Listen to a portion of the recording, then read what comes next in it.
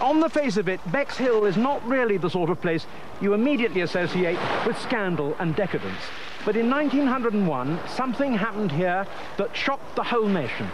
Bexhill became the first place in Britain to allow mixed bathing. Bexhill led the Battle of the Beaches, and within a few years, all the other resorts had quickly followed suit, not least because they were losing trade to France, where mixed bathing had been enjoyed for years. The old town, set on high ground overlooking the coast, dates back to the 8th century and was built around the ancient Church of St. Peter.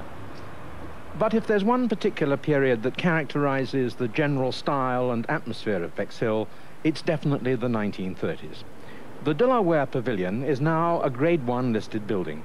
Opened in 1935, the design by Eric Mendelssohn was the result of a competition judged by the Royal Institute of British Architects. Out of 230 entries, Mendelssohn's was chosen the best. The result was one of the first true modernist buildings in Britain. Coming into the De La Ware Pavilion today is really like walking back into the 1930s. An unsupported spiral staircase like this may present no particular difficulties for today's architects and designers, but in Mendelssohn's day it was regarded as quite revolutionary and described as a model of simplicity. All in all, the De La Ware Pavilion is a perfect place for us to stage the Antiques Roadshow. So, let's now join our experts with the people of Bexhill-on-Sea in the main hall of the De La Ware Pavilion. Well, this is rather an exotic lady to find here in Bexhill. This is not standard attire, is it, in the high street here? How does a lady like this end up being here in Bexhill? Just put me in the picture. She was found in Windsor Market in the 1970s in a different frame, costing £1. I really bought it just for the frame, and my father and I took it to pieces, discovered that the picture in fact had been cut in 3, but fortunately the 2 pieces, the top and bottom, had been retained and placed behind to pad out the frame. And when I put it all together again, I realised the signature running through the bottom was one of Ornate, the 1920s designer. This is a remarkable find for anybody. Ornate himself, I mean, you read about him. Did you do any more research? Yes, I did. There were a few magazines, art magazines around at the time, and then a complete coincidence in the early 1980s when we were on holiday in Mallorca, where we go every year. We realised that he stayed regularly at the hotel in the next little village to where we were, and I saw him one day walking through the woods, and I couldn't resist the temptation to go and introduce myself and say that I had one of his paintings. I think this is the fantastic thing about 20th century decorative arts. You know, you can often meet the people involved. And to meet Ornate would be a big thrill for anybody. I mean, sadly, he did die in 1990. I think, yes. At the grand old age, I think, of 98. Yes. So during that time, he never stopped working. No. I mean, he was a prolific designer. But I think this is a little jewel in every sense. Let's just turn it right like so. And the nice thing is that we've got his seal, we've got his stamp on there, which is, I mean, that was all hidden. Yes, obviously. it was, yes. So my father reframed this for me and left the back so that we could see that. This is what I call sympathetic framing. And it's actually numbered. We've actually got a date down there, that maybe that is March 1923. These are all the things that the collectors are looking for. What about the damage to it? Do you think that detracts? That would detract, obviously. But I would suspect, with all that background information, you're comfortably in excess of £1,000. Just way beyond that, you would only find out if they ever put it up for auction. Yes. Well, they're certainly quite old. These are probably made about 1700. So they're getting on for 300 years old. When you see these, straight away, the thing that triggers you off as to what they should be is that there are 2 things. One of them is they're very wobbly. You see how they obviously lean one way or the other. Well, Japanese porcelain tends to do that, certainly early Japanese porcelain. It tends to warp a lot in the kiln. Yes. That's the first thing you look at. The second thing is these are quite clearly Oriental porcelain because they're bluish. And the thing that separates it from Chinese porcelain, for example, is the fact that on some occasions you get crackle. These are actually got crackle all the way around. You see that?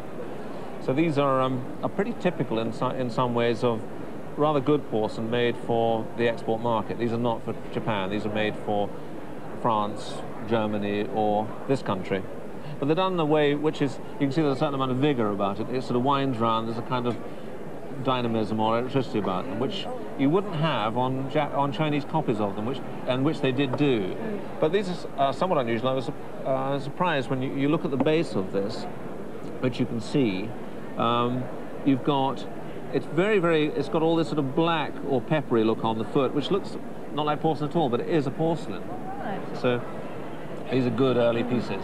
These are quite rare and were copied in China and in the West. I would still think these are probably worth in the region of £1,500, maybe £2,000. Right. Right. My horoscope said I was going to be lucky today with something, yes. The crown is normally associated with the restoration of the monarchy in 1660. But what detail and what scale? It's just a jewel, isn't it? Yes. Is it something you look at or keep in a cabinet? No, it's on display, and my wife keeps a little doll in it. Right. And yeah, we look after it, and we're very proud of that little chair. But miniature furniture was part of the life in the 17th century. There were plenty of miniature pieces. And what is interesting about the psychology of the 17th century, which is this is emulating in the 1660s, with Charles II, is that children were miniature adults. Nowadays we allow children to evolve through childhood into adolescence and maturity. But in the 17th century, a child was an adult, and they had small furniture, as though they were adults. It's quite interesting. They were either played with and smashed to pieces, as the children are wont to do, or for some reason they weren't played with a lot. I mean, you think of the death rate at that stage. If it was bought for a child as a miniature, little girl or something, tender years, who died prematurely, as so often unfortunately happens. Yes. And as a matter of sentiment, the parents put it away, and it got handed down in the centuries in a cabinet. Yes. Then it wouldn't have the wear and tear. No. And you're apparently a restorer, are you? I am a furniture restorer, yes. Do you think you could make something like this today? No. No, that's a chair maker. That is. A man who did nothing else, I don't think, except make chairs. Have you had it a long time? I've had it from 69. Just over 20 years now. Right. And I got it through doing a deal with a lady who I sold a table to, and we sort of parted with money and this little chair.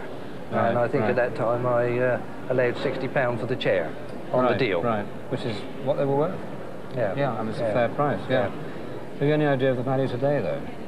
Some 25 odd years later? No, I hope it's gone up a bit, but... what do you reckon? I'll have a go and say 800. If that was at a decent antiques fair in London, it would be snapped up, and I mean snapped up, at £5,000. And you'll probably find you'd undersold it. It's incredible. Incredible. Well, because of the firing and everything, originally. You're making this up. I'm not. Yes, you are. You've got no idea why the top is more crazed than the bottom. Piece is crazed because there is a discrepancy between the rates of shrinkage of the glaze and body, and this one is obviously fired perhaps less successfully than that one originally. That sounds feasible. Yeah, I'm along with that. I'm happy with that one. I just like the design of that. Did you get that? Great. we couldn't decide why this was so much more crazed than the bottom, and it's simply that it wasn't such a good match when they made the two pieces. There we are. That gives us a lot of entertainment. Thank you very much. Which one's you? Isn't that charming? And that one's your sister. No, and the artist is Harper, is it? Gerald Harper. Oh, Gerald Harper. Yes, they're loving their pastel, aren't they? So, I mean, without wishing to be discreet, when were they painted? Do you know roughly? They were done in the 1940s. They were done during the war. Can you remember sitting? Yeah, I can. Yeah. Did you have to sit for hours and hours? Quite a long while. Yeah. They're very, very nice. And so they were done by gaslight. That's what we had. Yeah, we only had gaslight when we first moved in London, and I was 5 when that was done, or thereabouts. I think they'd be worth in the region, because they are so pretty, they'd be worth in the region of about £100 each. Not that we would sell them, but that it's quite, a surprise actually. At that. You put it in the loft, so it's not even on exhibition, a magnificent thing like that. Oh, that is lovely. Shall I just tell you something? Because you know that phrase, taking the gilt off the gingerbread? It comes from the Royal Navy of Nelson's period, when all this gold paint on the stern of the ship, this is where the Admiral's cabin was and the captain's cabin, it was known as the gingerbread. So when you were bringing Victory into Portsmouth and you were docking her, and you scraped a bit of the stern, it was known as taking the gilt off the gingerbread. Did you know that? It's very recently made, 10 years, something like that. Well, I bought it 15 years ago. So well, I wasn't far off, was I? It's made as a tourist item in India. Really? Yes, it's actually got made, made in India there. And it's obviously made in imitation of a 19th century cavalry sabre. They're probably worth 20, something like that. It's no more than a decorative item, it's not a weapon as such, but it's just the sort of thing that they still make them now. They turn them out by the thousands for the sort of tourist trade.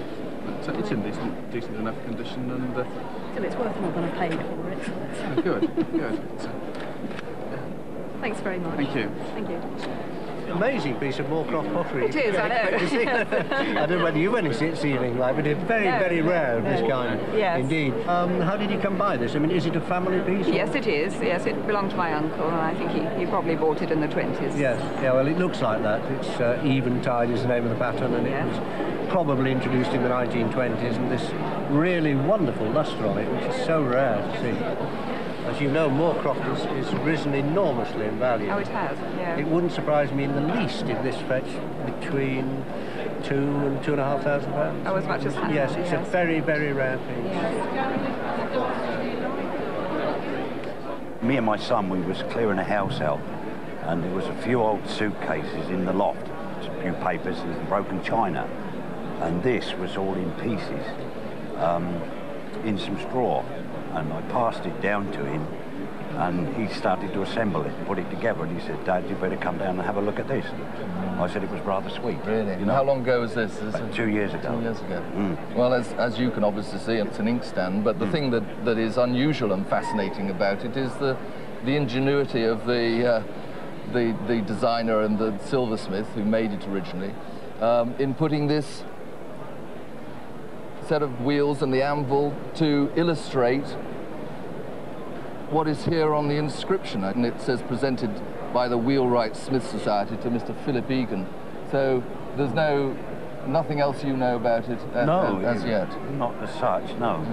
The condition is immaculate, and looking inside one can see what the true colour of it would be when it's cleaned up. Yes.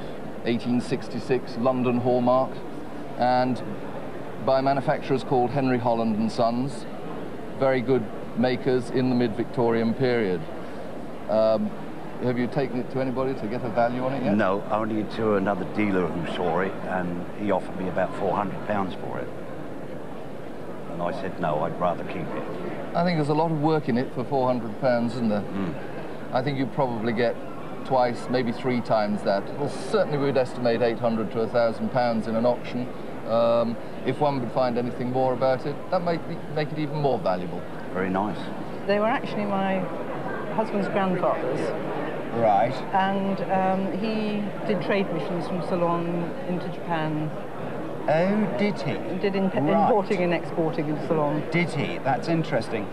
Well, I've done endless bits of Satsuma on the programme. I could end up as a sort of Satsuma bore, I think. But I do love it. It's one of my favourites. These are actually really quite good examples. I mean, the vase I find most appealing. We've got a marvellous scene here of fish, which is quite unusual. You don't find that very often. And the prize cockerel and hen, which are standard subjects to find. Sometimes you find them in the middle of a dish, you know, just covering the whole thing. This one, though, is the prime piece. The whole concept of this is terribly Japanese. The idea of having certain scenes overlaying other scenes. You'll find it on their fans and on their lacquer work. I mean, can you imagine how long it took to paint that? No idea. Well, we know that some of them were in production for a year. A year to paint that. So this would have gone through several firings to get it to work. And last of all, the gilding is put on. So this gilding as well? That gilding, all the gilding put on last and fired at a much lower temperature. And because it's fired at a lower temperature, it is actually quite fragile. And we can see with this very nasty suspension thing you've got here, we are losing some of the gold on the rim. And I really do think you should take that off. I mean, you are reducing, look at that, it's come right off on here. That's reducing the value of it. We had a terrible occasion on one program where somebody tried to lever one of these off and took a chunk out of the rim.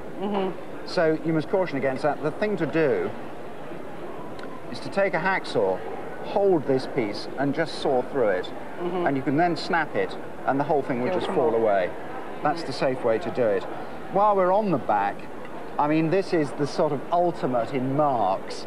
We've got an impressed mark here which says Taizan. Now, Taizan made the blank. And as so often with Satsuma, the person who made the body didn't do the painting. Many of these were turned out by the potter, who then sold the blank for somebody else to decorate. And this is the painter's mark. We've got the Satsuma Mon in white enamel there, surrounded the mark with beautiful little flowers and butterflies. But that is the painter's mark. Now, the little bowl.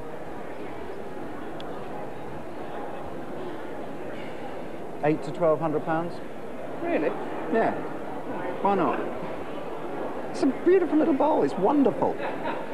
The vase, also very nice. That would fetch somewhere around £3,000 to £5,000. And the dish, I would think, would make somewhere around £6,000 to £8,000. Really? Oh. And get rid of that, please. Right. I was told it was worth about £700 and it's 18th century Italian. I think the valuer got it half right. I think he got the price all wrong. But it's not 18th century. The object itself is 19th century, but the painting it's taken from is 17th century. So he got it halfway. I see. It's almost certainly from a Bolognese school painting of the late 17th century. It's almost certainly St. Cecilia with the musical instruments. She's the patron saint of music. But I think it was made probably in the 1830s or 1840s. I see. About 100 years after the original painting. It is made of hundreds and hundreds of tiny bits of marble, coloured marble and semi-precious stone, typically Italian. And I suspect it was bought by an English gentleman on the Grand Tour in the early 19th century as a souvenir. I mean, it's as simple as that. It is a souvenir, or he bought it as a souvenir, although it was probably actually made for domestic use or use in Italy. Grand Tour souvenirs are very, very fashionable at the moment, and sales dedicated to these items are held quite regularly in London. And I would have thought in one of those sales, this would probably make certainly £3,000, I would think, rather more. Okay. Well, thanks to the Bexhill Costume Museum, we can recreate a scene on the Bexhill seafront in around about 1890, 1900, when women of a certain class would have been wheeled along the promenade in a bath chair. I mean, at first glance, you think that the poor thing's an invalid, but... Well, you would. In fact, she would have been pulled along on the chair purely to save her dress from getting absolutely wrecked on the sand with all the salt and the sea water. Small boys used to earn a bob or two at weekends by pulling ladies onto the beach for this way. But also, she was looking terribly uncomfortable, this poor woman, and that is not surprising, Hugh, when you think what they wore under their dresses. I mean, I happen to have brought along a corset of the period.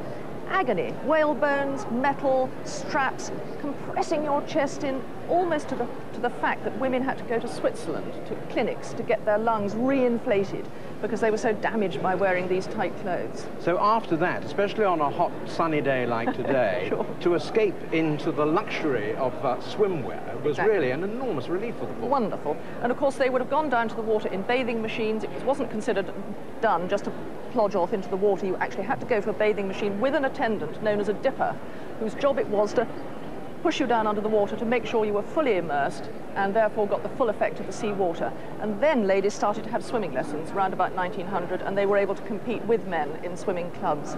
But the extraordinary thing I find that it wasn't until 1901 that they allowed mixed bathing here. I mean, that seems very late. People would go to France and Belgium to be with their families in order to swim. They couldn't do it here.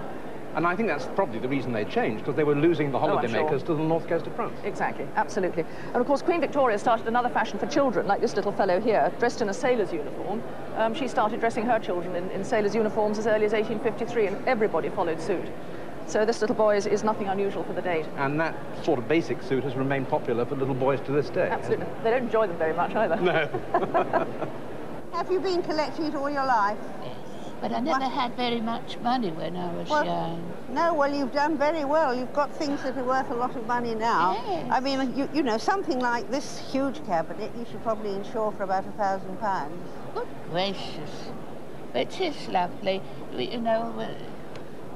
You've got all the lovely little Chinese bobbins in it. Yes. And this one I love particularly because that's in such mint condition. I mean, yes. It's just as if it was made yesterday. Yes, it is. And the bobbins are all of a part, you know. They're not... No, that's right. They're a complete set, yes. which is very, very unusual. But have you seen this before? That, I think, no, I haven't. I've never seen one like that.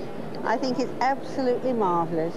And beautiful little bone cotton rings. Yes, and you see what they did? They sent these off when they were empty and got them refilled. I did. You couldn't do that now with the horrible plastic ones you get, you know.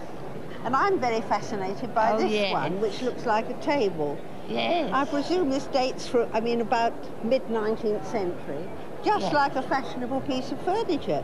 And then, lo and behold, it's a workbox. Absolutely charming. Now, do you sew yourself? Oh, yes. Not so much, no, I do a lot of tapestry and embroidery. And... So I suppose your house is full of lovely embroidered... Yes, it is. Did you see the Wellington Waterloo pen? No, I haven't seen that. No, I bought this from a jumble sale. You did very well. I thought it was to do with Waterloo Station. But when you look on the back, it's 1815, so it's to commemorate... Commemorate Waterloo. What really made my day. What about this one? You've read the mark here as Cheng Hua. Yes. Have you got any further with it? No, that's why we come to you. Right, so you're hoping that it is Cheng Hua. Yes. Cheng Hua, if, you've written the date down, 1465 to 1487. Right. I have to say I'm afraid no is the answer. The Chinese looked on marks in a different way to us. I mean, if we put somebody else's mark on something, you know, you're making a forgery. The Chinese didn't really do that. They were kind of paying homage to an earlier reign. But you would have thought that if you were going to copy something and put on a 15th century reign mark, the thing you were copying would be 15th century, right? Yes. But this isn't. This is a copy of a piece of late 17th, early 18th century blue and white porcelain, made during the reign of the Emperor Kongxi, who reigned from 1662 to 1722. But during that reign, they did a lot of plates putting Cheng Hua's mark on the back. So we've got something which is 19th century, copying something which is 17th, 18th century, which has got the reign mark of a 15th century emperor on it. Oh, it's a bit mixed then. I'm surprised you didn't work it out, actually. I'm rather disappointed. This is a range of George III and George IV rings. You've actually bought them yourself? I've bought them over about 10 to 15 years because I love them.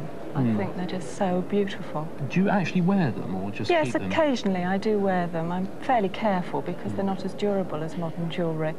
But yes, I like to wear them. I get a lot of pleasure from them. They're actually more robust than you think. And if you consider that some of them are 200 years old, you wonder at the quality of the setting because, you know, they're absolutely pristine. And it's rare to find someone who's just got one of these. But to find someone who's actually got 6 of them, which one do you like the best? Which is your favourite? That was the very first one I bought, and I think it's still my favourite because it's the rose diamond. It's the rose cut. This one here, the very first one, that was made in round about 1745. Quite frequently they were mourning rings, and you'd have a sort of inscription on the back. This is plain. The second one is dated around about 1790. Now that is actually a mourning ring, and the centre, which has got this very, very pale locket compartment, is picked up with tiny little pieces of hair, which have got very badly faded. So in fact, of all of them, that one's probably not perished, but it's a little bit fatigued. It hasn't stood the years so well. These are particularly pretty because this is a pair of diamond rings, and that is very, very sweet, very charming, and very sentimental. And I love the fact that you've got these two like this. It's very hard to find people who've got the pair. This one, this diamond star cluster ring, that is my personal favourite, because the diamonds, which are full cut diamonds, are what we call pavé set. So they're close set, very, very tightly set. Yes. And that one, I think, is the most subtle design. This diamond ring here with the crystal centre with the gold thread behind it, that one, £450 to 5, that kind of level. That diamond ring there with the faded hair centre to it, that's the same kind of level of price as that one. The rose diamond cluster ring is not as valuable as the full brilliant cut. Nevertheless, I would say that's probably worth 7, maybe up to 9, £1,000 at a push, but £700 would be a minimum for it. The pair of diamond band rings, they're only small, but it's beautiful and very rare to see the pair like that. Someone's going to pay at least £750 upwards for those two. The diamond snowflake cluster ring with the old mine stones, that's a cute ring. That is a very, very pretty ring. Commercially, everyone would really want it. And because of that, I'd have no, well, I'm sure that that would go up to at least £1,000. Wow. So I better not do the washing up. Your investment was how much? I would think perhaps over the years about £1,500. £1,500. Well, I'm sure if they were sold that they would treble up on that. Now, I think this is by an artist called Francesco Montelatici, who was known as Cecco Bravo. And I'm fascinated to know how it came into your family. Well, it was a present, really, from my ex-father-in-law. They lived in Italy, and I was asked to choose 2 paintings as sort of memories of the family and my time in Rome. And this is one which I thought was the nicer of the 2 that I was asked to choose from. There is another version of this painting in a museum in Chicago. And there was always known to be another version of it, i.e. the artist painted 2 versions of it. And I think this picture could well be the other version that's always been missing. And it shows Ruggiero coming to rescue Angelica, who was about to be attacked by a monster that we don't see. And as his reward, he was going to get 1,000 kisses. And in this painting, he's disrobing himself, about to help himself to the 1,000 kisses. And he had arrived on what's called a hippogriff, which was a winged horse. But as the story unravels, it turns out that he didn't get his 1,000 kisses. And as punishment, the horse galloped off into the sky, leaving him stranded with the monster. But we're only shown a particular part in the story. It's definitely 17th century. You can see all this lovely fine craquelure. It's on the right sort of canvas. And I also think the frame is probably of the same period as the painting. It's got lovely old joints, as we would expect to see in a 17th century frame. And at the back, it's got old nails, which is very rare. You don't often see that. I think it would be worth in the region of £6,000 to £10,000 at auction. Good grief. I hope you're pleased with that. Good Lord. Thank you. Gosh, thank you. It certainly is a whopper, isn't it? Absolutely. Do you know how much it holds? 4 bottles of sherry or whatever. What are the initials? Do you know the family? George Thompson, my husband's grandfather, and it was presented to him by Queen Victoria, and he was brewer to the Queen. So he was a brewer himself? Yes, and he used at times to go and have lunch with Queen Victoria, and he met John Brown there. Yes. But this came down to your family, and you have it, and you still use it now. But obviously, the engraving intended, say, not for whiskey, but for wine or sherry, because of the engraved vines all the way around. Beautifully done. The sad thing about so many decanters is, although, I mean, a royal piece of porcelain of a time would be proudly marked to the maker, glass never has the maker's mark on it, no clue as to who made it. But it's probably worth now getting on for £1,000. Is it? Something like that. Well, that's very good. It's one I think that David would get quite excited. Well, shall I take it to David? Show it to David. I mean, I might be waxing lyrical and making nonsense. But he's got some of these names behind on the back. They was very famous as well. One's the King of Kent.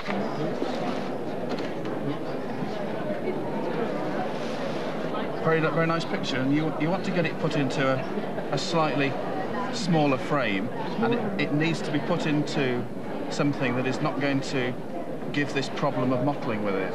It's not worth very much, you know, 25, 30 pounds, but nonetheless, a nice picture of a very important man, a real fighting admiral. Oh, isn't that sweet? The back. If you'd like to tell the gentleman about it, because Eric and I... Isn't it lovely? Isn't that fun? Oh, look at this! I don't know what it is. Go on then, what is it? I have no idea. Oh, you don't know what it is? No, I can't. No antique people can tell me. Well, I can tell you something about it. Yes. First is that it's Japanese, and it was made in Kaga province at Kutani.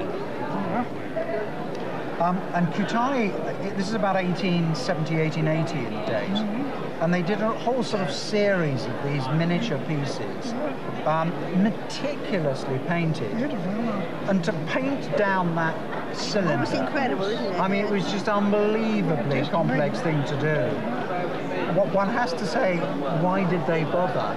And the answer is because the Europeans thought that this was so amazing that they bought it because sheer craftsmanship. Worth about Eric said 30 to 50 pounds. Great fun. It was a bequest from a dear friend of mine. She bought it in 1946 for 15 pounds, and when she died it came to me. That's lovely. And was it in such nice condition when you first bought it? In good condition, but I've had to have it repaired. The veneer was lifting, there was a little unsteady on the base. Right, it's a work table first of all. Yes. And then as you swing it round, it's slightly surprising to find that it's also a writing table as well. It's lovely, isn't it? So it's got dual function. Yes. It's still got its little Yes. inkwells. Yes. 4 matched veneers, yes, rippling across the surface. You must get an enormous amount of enjoyment. I do indeed. It's a joy to polish. But I think perhaps what makes this one so special, apart from the wonderful veneers on the top, is this extremely crisply carved pedestal. Lovely, lovely deep carving there, which really comes up, and lots of undercutting and shadow, and up on this acanthus bulb here, and down into the hairy paw feet here, with the nails showing really crispy. They're beautiful, aren't they? They're absolutely spectacular. And the colour, of course, has taken up a mellowness that is irreplaceable. I can see on the work box here that it's now got a little handle. Did you put that on? No, I didn't. Well, I think that's a mistake. It doesn't actually need it because there is a little handhold underneath the frame, and it's not really contemporary with the period of the piece. But in all sorts of other ways, it's absolutely right and a delightful piece of its kind, I think. As a rule, workbox writing tables like this go for about £1,000, I suppose. But given the quality and the interest of this one, I think it's more likely to go between 1,500 and 2,000. Good heavens! How? It really is a smashing little table. Yes. And I hope you'll go on enjoying it for a very long time. Oh, so do I. So do I. Thank you so much. I'm so glad you like it. Yeah, well, what it is, that's a technique of decorating porcelain underneath the glaze in another coloured clay. We've got white china painted onto a dark background. It's got there a very faint mark, which is a curved mark crescent, which is a crescent mark of George Jones and Company, which is actually a great surprise because George Jones made some Patsapat. The best-known maker was Minton, who did some wonderful work in Patsapat. But George Jones had one artist whose name was Frederick Schenk, who was as good as the artist at Minton, in date about 1870. And so, it's such a splendid Jones piece, I would have thought, you've got to be looking at probably £1,000. Well, I have to say that the market has been awash in recent times with copies of Art Deco figures, bronze and ivory figures. And they tend to employ a plastic which they can grain in such a way that they can simulate ivory. I mean, how long have you been sharing a home with this girl? Well, I've only had her for 10 years, but she's been in my mother's family for years. Right. The copies have been around for about 15 years or so. Don't don't look too upset, because the good news is this isn't a copy. No. This is absolutely right. This is a flapper from 1930. Oh, yes. And the name's all there for us, if we can pull that. Her name's Ada May. Yes. And she was an actress who appeared in 1930 in Mr. C.B. Cochrane's review of that year. Yes. So it's very unusual to find a figure from the 30s of a personality. I mean, I've seen Amy Johnson, the aviator, but this is one of few figures. The maker, the genius, if you will, is Ferdinand Priest. There's a certain amount of novelty in this ball, which is celluloid. Given a slight rouge tint, I notice. As for the ivory arms, lovely and slender. Basically, it's a mass production technique. There would be somebody who would be carving a left arm and somebody would carve a right arm. And then there'd be somebody who specialised in the head. And there would always be a leg man. The nice thing is that we've still got little sort of ballet shoes, just gently silvered. I'm really happy to see the foundry mark in this corner. It's like a seal of approval when you find a foundry mark like this. It's PK, stands for Priest, Kessler. And not only have we got the foundry mark here, you've got the original label, which is actually still there. Oh, yes. Just goes to show that nobody's immersed it in water, and of course you would never do that. It's always on my mantelpiece. Well, I wish it was on my mantelpiece. I'll be quite honest, you know, I don't mean to covet such a wonderful girl, but they are eagerly sought after. This is a particularly desirable model, and I have to tell you that this figure actually turned up at auction not so very long ago, and would you believe made a staggering £8,000. So she's quite an expensive lady, isn't she? Yes, I must look after her very well. Well, it's interesting that there were two of you standing practically in line in the queue with continental porcelain plaques, both actually really rather good ones. This one we see many times. This is the Princess Louise, and it's after an original by somebody called Ems. And in fact, I see that at the bottom here, there is just the traces of an E, and it's probably the signature Ems, which has been lost in the firing. And down here, we've got part of a signature which falls underneath the frame. And it's G something, and it could be Richter, which is a name we've run into many times before. They were copied from professional paintings, usually in the Dresden Gallery or somewhere else. The joy of this one is this frame. This is a Florentine frame, and contemporary with the plaque, which is about 1880, 1890, something, no, perhaps earlier, 1870, 1880.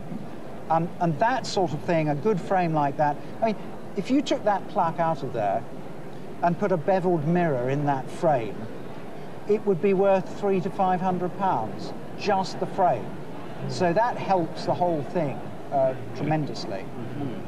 They're both good subjects, and pretty girls are always terribly saleable. Would you say she was an Italian, would you say she was? I think it's a fair bet, don't you? Yeah, well, I think so, and she's got this sort of gypsy-like skirt on. Yes. I guess that when that was done as an oil painting, it was called The Gypsy Girl, or In the Harem, or something like that. There is a problem with this one. You can see it's gone matte here. Can you see that? Yes, yes. That may be just superficial, and it might wipe off with cloudy liquid ammonia. Won't do it any harm. It can actually, the porcelain can bloom and form this matte surface. And in fact, you can scratch it off. I'm not recommending that you do it, but it is removable. And I think that will clean brilliantly. The Japanese are the major buyers of these. And yes, really, seems unlikely, but that's the fact. It's such good ones. I mean, there would be no trouble getting, what, £3,000 to £4,000 for this one, and £4,000 to £6,000 for that one. Bit of a shock, yes? Yes. Well, I think this is probably one of the most unrestored, original, honest, genuine walnut long case clocks I've ever seen. I hope that you have it working. It's working very, very well indeed, yes. Good. And it's got the sort of features that we absolutely adore in a long case clock of this period. The period being just into the 18th century. I think about 1703, 1704. It's got a matted centre, some superb rings around the winding holes, absolutely superb, a very slender seconds dial, and again, lovely original spandrels. It's a typical London movement, all the sort of features you'd want. But the really important thing about the clock is the condition of the case and the overall proportions of it. Nobody has touched this, probably, for an awfully long time, probably since it was new, almost. We've got as long a door as I've ever seen on a long case clock. Really? That's probably about a 42-inch door, so the proportions are long and slender. Don't know whether you've noticed here, a little herringbone inlay just inside the moulding, and this wonderful burr walnut veneer. As with all London clocks of the period, again, veneered on oak. The cleats are in perfect condition, they haven't moved in any way, and these lovely hinges, absolutely original. I love it because it's just so original. That's nice to hear. Well, it really is. I mean, there's just been nothing done. So often you would have expected in Victorian times this thing to have been stripped down, repolished. This clock would retail at a good antiques fair in London for towards £30,000. Really? Oh, yes, you have surprised me. I didn't realise. I knew it was a valuable clock. It's a cracker. Well, how entirely appropriate to find a figure of this quality here in Bexhill. I was making the point at the beginning of the programme, before I had any idea what we'd see, that this whole town is reminiscent in style and atmosphere of the 1930s. And what should we find but this magnificent example of the best of 1930s Art Deco design, and in a palace of Art Deco, the De La Ware Pavilion. I wonder if we'll be as fortunate next week when we take the Antiques Roadshow to Derbyshire. So until then, from all of us here on the Sussex coast, goodbye.